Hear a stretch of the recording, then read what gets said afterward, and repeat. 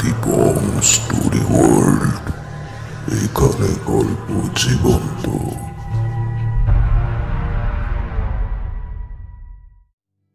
রৌনার কথা মনে পড়লেই বুকের ভেতরটা কেমন যেন করে ওঠে, অথচ সে দেখতেও আহামরি নয়।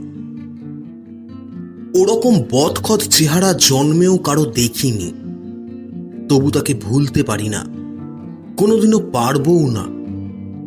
সব থেকে বড় কথা, সে এই পৃথিবীরই কেউ নয়।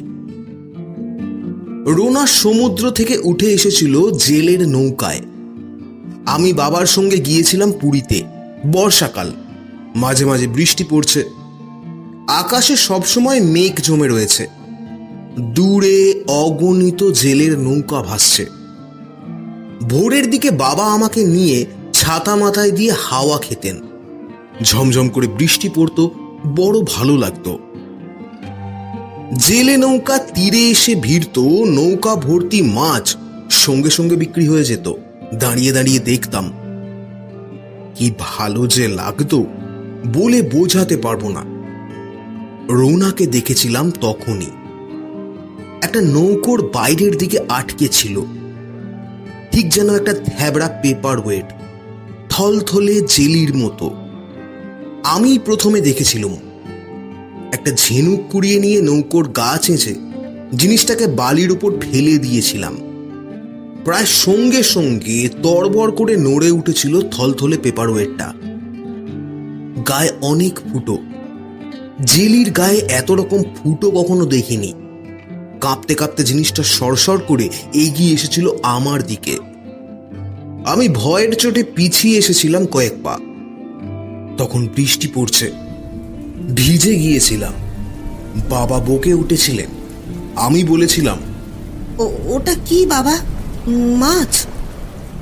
বাবা আমার মাথায় ছাতা ধরে জিনিসটার দিকে কিছুক্ষণ চেয়ে রইলেন। দু চোখেই ঘেন্না ফুটে উঠল। তাচ্ছিল্যের সঙ্গে বললেন, কে জানে সমুদ্রে কত রকম জিনিস থাকে। মাছ নয়? মনে তো হচ্ছে না। তবে? বাবা জবাব দেওয়ার আগেই কাণ্ডটা ঘটল। হঠাৎ একটা সুরের মতো কি যেন ঠেলে বেরিয়ে এলো থলথলে চ্যাপটা জিনিসটার মাথা দিয়ে। হাতির সুর যেরকম হয়, অনেকটা সেই রকম, তবে আকারে 1 ইঞ্চিও নয়। ডগায় হাঁয়ের মতো ফুটো। সুরটা আমার দিকে ঘুরে গেল, আর ওই বৃষ্টির মধ্যে স্পষ্ট একটা পিন পিন আওয়াজ শুনলাম।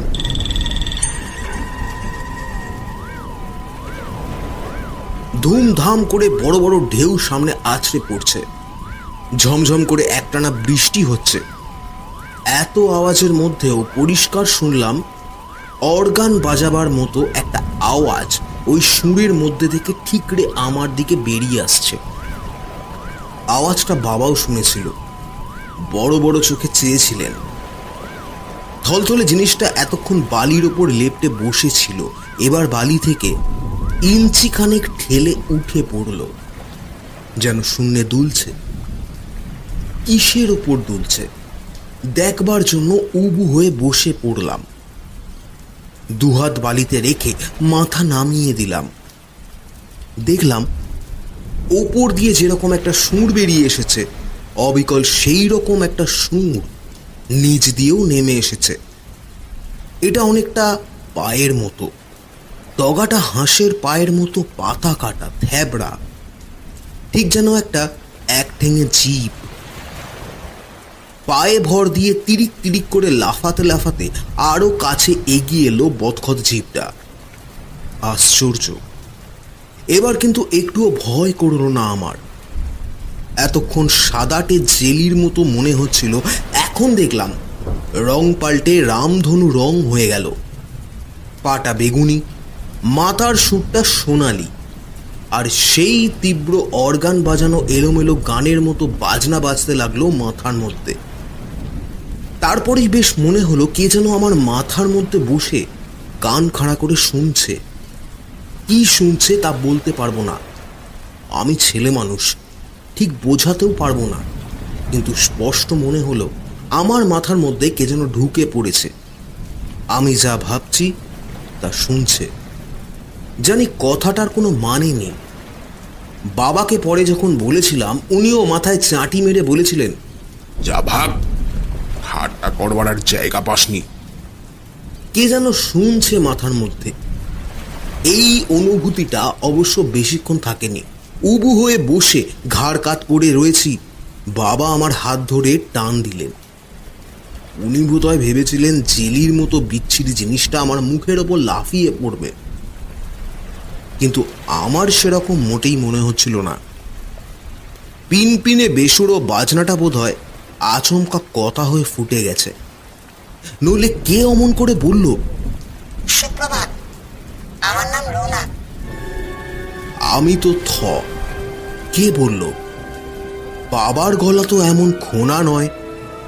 জেলেরাও খালি নৌকা দূরে ফেলে সরে গেছে, তবে কে অমন করে বলল যে সুপ্রভাত, আমার নাম রোনা?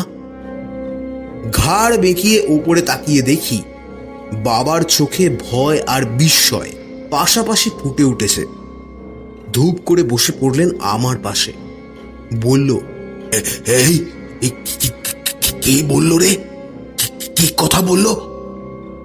উত্তেজনায় গলা ভেঙে গেছে বাবার, অথচ আমার বেশ মজাই লাগছিল। একটা মাত্র ঠ্যাঙে ভর দিয়ে এক পা ঘুরে গেল বিটকেল জিপটা।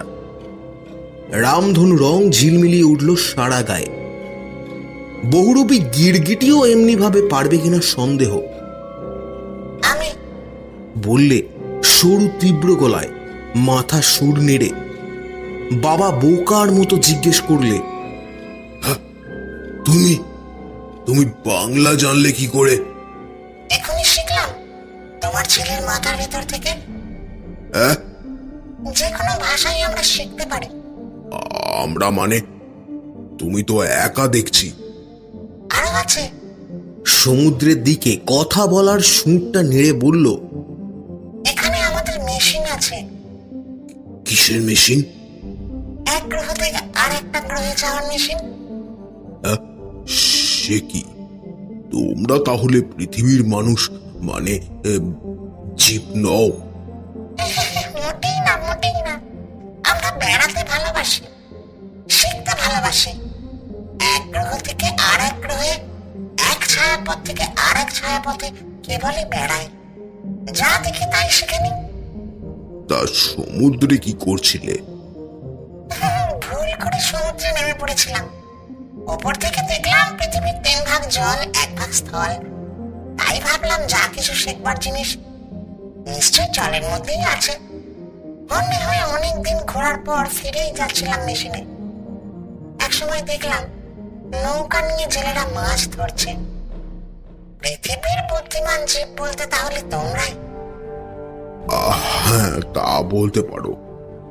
কিন্তু তোমাদের 2টো হাত, 2টো পা কেন? তা তোমার মোটে একটা পা কেন? চোখ নেই কেন? কান কোথায়? নাকেরও তো চিহ্ন দেখছি না। বাবা যেন তেড়ে উঠলেন। হেসে উঠল অন্য গ্রহের জীবটা। থলথলে চ্যাপটা গায়ে মুখ নেই, অথচ হাসির চেহারা দেখলাম না, শুধু আওয়াজ শুনলাম। বললে,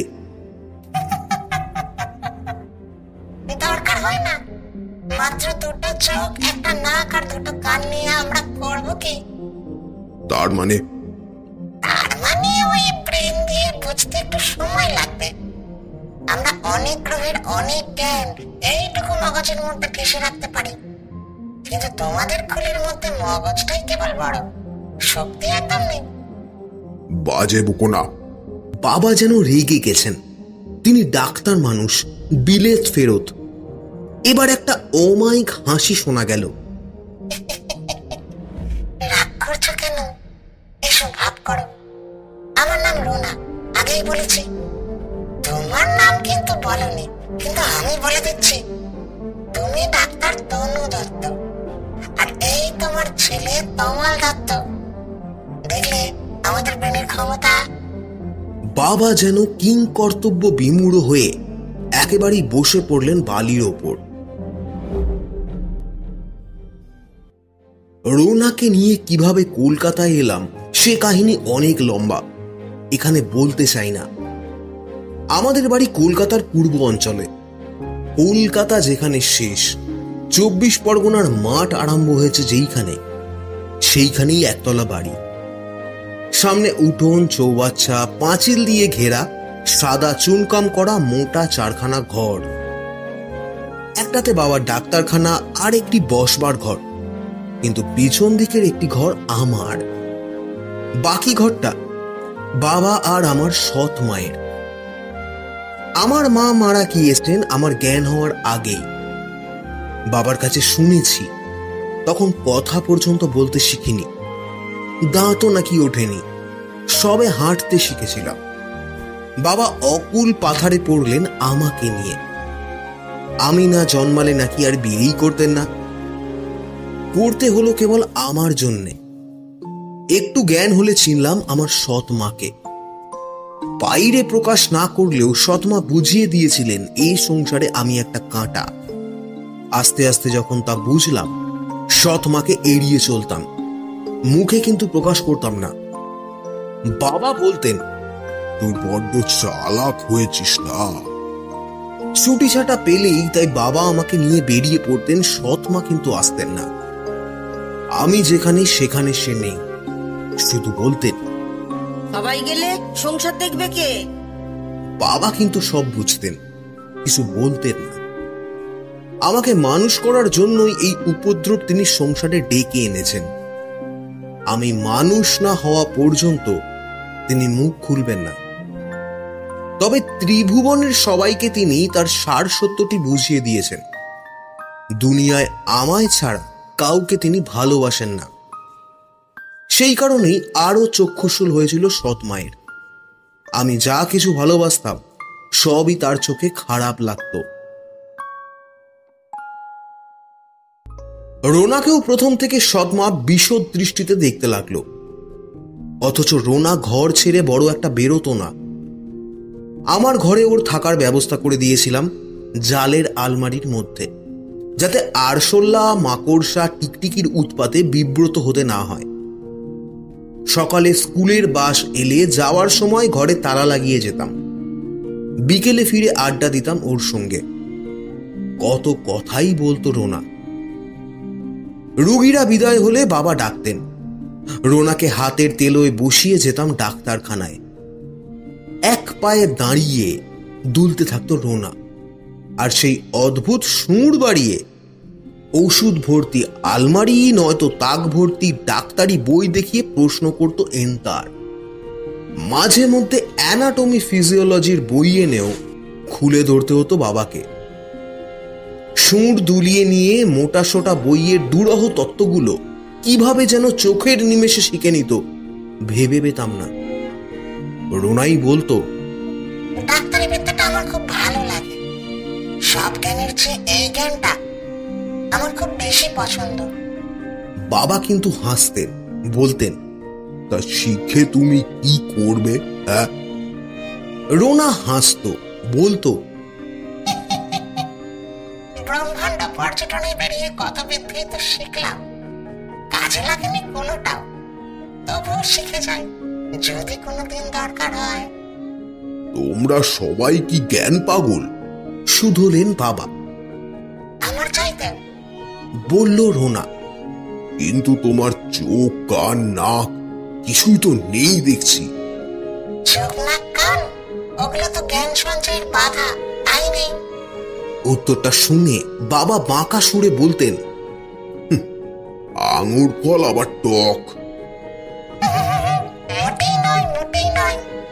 রামধনু রঙে রঙিন হয়ে উঠে তখনই জবাব দিত রোনা, চোখ দিয়ে তোমরা অনেক জিনিস তো দেখতে পাও না, কান দিয়ে কি সব শুনতে পাও না, নাক দিয়ে তা টেরও পাও, কিন্তু চোখ, কান, নাক তা দিয়ে যা ধরা পড়ে না, আমরা কিন্তু তা টের পাই। কি করে? সে তুমি বুঝবে না, তোমাদের শরীর বিদ্যার যা দৌড়, ধরতেও পারবে না।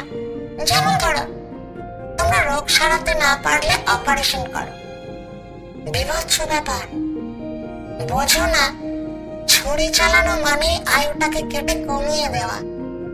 বাবা FSC পাস, বিলেত ফেরত শল্য চিকিৎসক, এক ফোঁটা রোনার চ্যাটাং চ্যাটাং কথায় চটে গিয়ে বলতেন, ও, তা তুমি কি মনে করো বিষিয়ে যাওয়া অ্যাপেন্ডিসাইটটাকে রেখে দিয়ে রোগীকে মেরে ফেলবো? তা কেন? অন্যভাবেও তো অ্যাপেন্ডিসাইটের চিকিৎসা করা যায়। যে কোনো জায়গা নষ্ট হয়ে গেছে, তাকে নতুন করে বাঁচিয়ে তুলতেই তো রোগটা সেরে যাবে। ছুরি চালানোর দরকার তো হয় না। কিভাবে হবে সেটা বললেই তো হয় না। বলে বোঝাতে পারবো না, সুযোগ দাও, হাতে কলমে কাজটা দেখিয়ে দেবো।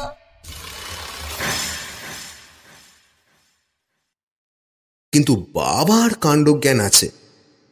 অন্য গ্রহের আগন্তুক একরত্রি একটা জীবের হাতে সার্জারি ছেড়ে দিতে পারেন না, তাই রৌনাকে পাত্তা দিলেন না। কিন্তু একদিন দিতে হলো।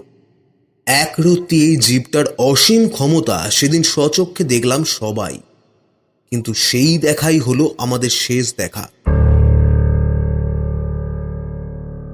আমার সৎ মা বেশ কিছুদিন ধরে পেটের ব্যথায় ভুগছিলেন।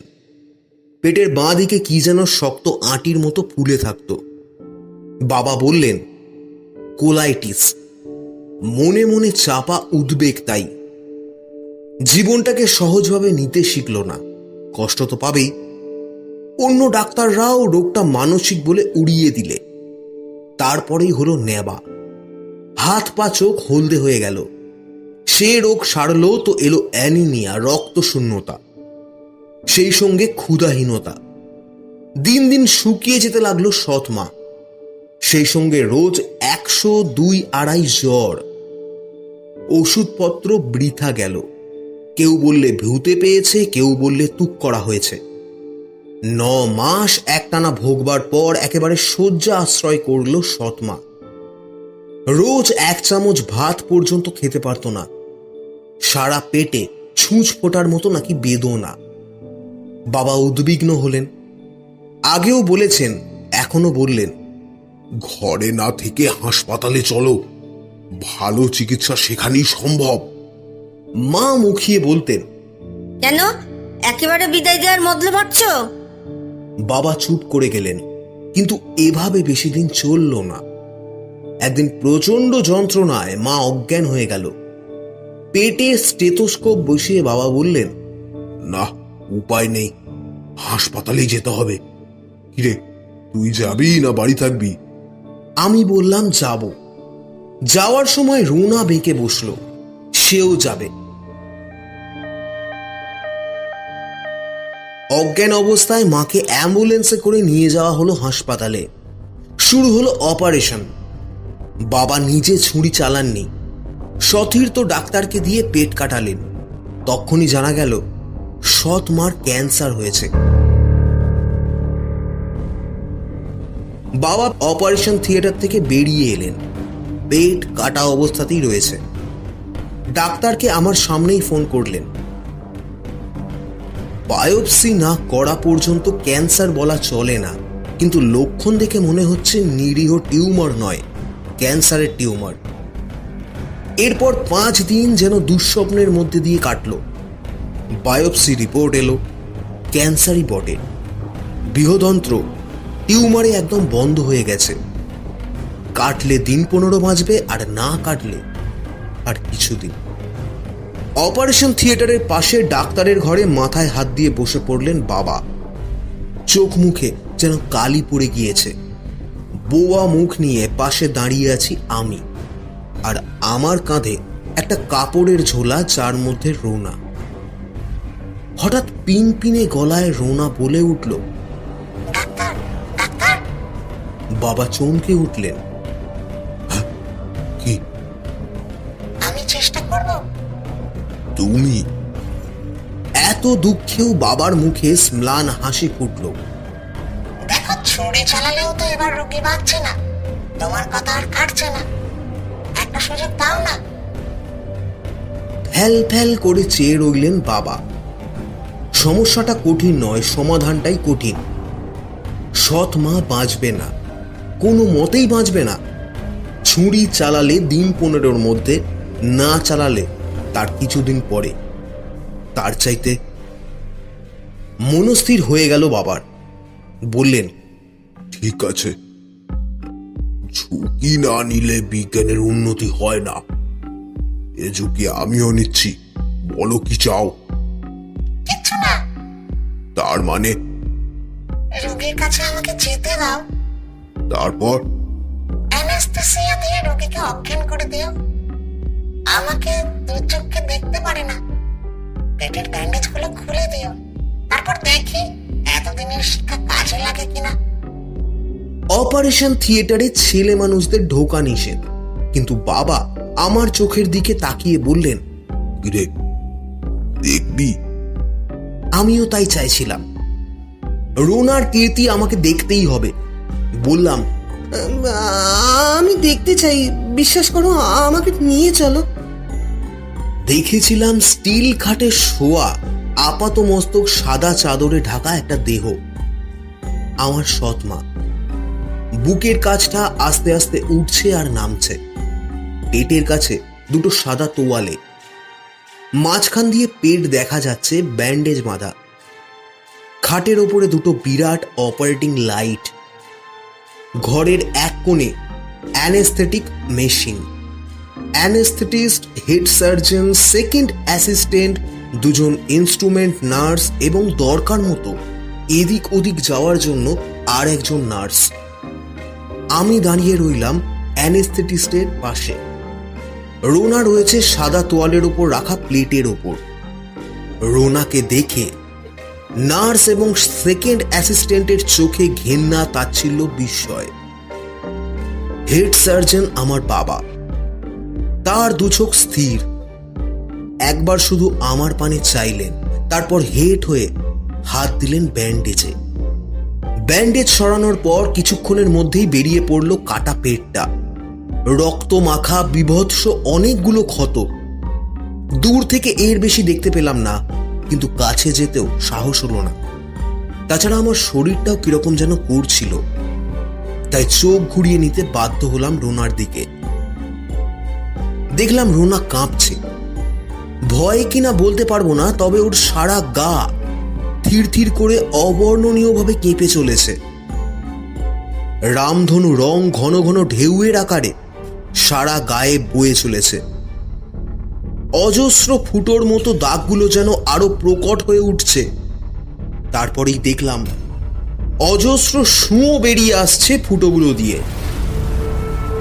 যখন খুশি শরীর থেকে সুঁয়ো বের করে কথা বলতে ওকে দেখেছি, পা বের করে হাঁটতেও দেখেছি, কিন্তু এত সুঁয়ো বার করতে কখনো দেখিনি। চুলের মতো সরু অগণিত রোঁয়া ফুটো থেকে সরসর করে ঢুকিয়ে দিল কাটার ভেতর। সুঁয়ো যত লম্বা হচ্ছে, অদ্ভুতভাবে রোনার শরীরটাও যেন গুটিয়ে ছোট হয়ে যাচ্ছে, যেন ওর গোটা শরীরটাই সুঁয়ো হয়ে গিয়ে ঢুকে যাচ্ছে কাটার মধ্যে। যাচ্ছে তো যাচ্ছেই, শেষ যেন নেই। পেপার ওয়েটের মতো আকারটা ছোট হতে হতে পেঁয়াজের মতো হয়ে গেল। তারপর একটা কাঁচের গুলির মতন এই এতটুকু। মনে হলো ওর গোটা শরীরটাই এবার সৎমায়ের ক্যান্সারের মধ্যে ঢুকে না যায়, কিন্তু না, এই অবস্থায় এসে বন্ধ হয়ে গেল রোনার রোঁয়া বার করা। নিশ্চুপভাবে পড়ে রইল কাঁচের গুলির মতো রঙিন দেহটা।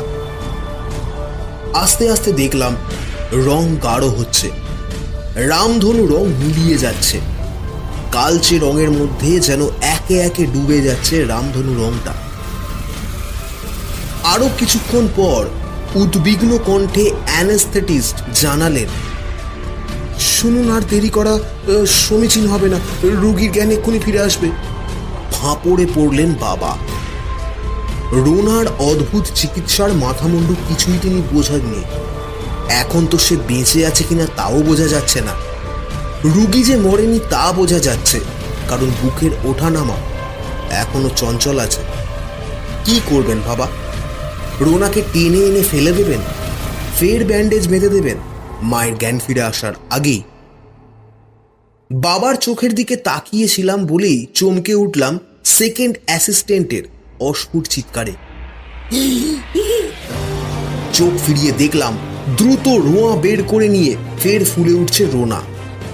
সরসর করে যেন অজস্র রন্ধ্রমুক্ত করে সুতো টেনে নিয়ে গুটাচ্ছে একমাত্র লাটাইতে। খুব দ্রুত ঘটল রোনার সুঁয়ো টেনে নেওয়ার ব্যাপারটা। দেখতে দেখতে আগের আকার ফিরে পেল রোনা। তবে সেই আশ্চর্য রামধনুর রং আর ফিরে এলো না। অস্বচ্ছ থলথলে দেহটা কালির মতো কালো হয়ে উঠল একটু একটু করে। সব কটা সুঁয়ো বের করে নেওয়ার পর আড়ষ্ট শক্তভাবে থপ করে গড়িয়ে পড়ল মেঝের ওপর। আমি তখন দৌড়ে গিয়ে রোনার কাছে গেলাম। ঘরের বাকি 5 জন হুমড়ি খেয়ে পড়লেন সৎ মায়ের কাটা পেটটার ওপর, কিন্তু কাটার চিহ্ন পর্যন্ত কোথাও দেখা গেল না। কোথায় কাটা? বেমালুম জুড়ে গেছে কাটা চামড়া, কিন্তু রোনা সে আর নেই। নষ্ট কোষকে শিষ্ট করে গিয়েছে সে নিজের প্রাণ দিয়ে। সে বলেছিল ছুরি চালালে আয়ুকে কমিয়ে দেওয়া হয়। সে শিখিয়ে গেল বিনা ছুরিতে আয়ুকে বাড়ানো যায়, প্রাণ সঞ্চার করা যায় মৃত কোষে। সৎমা আগের স্বাস্থ্য ফিরে পেয়েছে, কিন্তু কিছুতেই বিশ্বাস করতে চায় না যে অন্য গ্রহের বিটকেল একটা প্রাণী যার নাম রোনা, সে প্রাণে বাঁচিয়ে গেছে তাকে নিজের প্রাণ দিয়ে। কিন্তু মুখে কিছু না বললেও নিশ্চয়ই মনে মনে বিশ্বাস করতেন, কেননা সৎমা এখন আমাকে অন্য চোখে দেখে, আমার মরা মায়ের চোখে। শেষ হলো আমাদের আজকের গল্প। আগামী পর্বে আবার দেখা হবে একটি নতুন রোমাঞ্চকর গল্প নিয়ে। যারা এখনো সাবস্ক্রাইব করেননি, দেরি কিসের? সাবস্ক্রাইব করে আমাদের পরিবারের একজন সদস্য হতে ভুলবেন না, আর পাশের বেল আইকনটি প্রেস করে রাখবেন, যাতে নতুন গল্পের আপডেট সবার আগে আপনার মোবাইলে পৌঁছে যায়। সকলে ভালো থাকুন, সুস্থ থাকুন এবং সঙ্গে থাকুন। নমস্কার।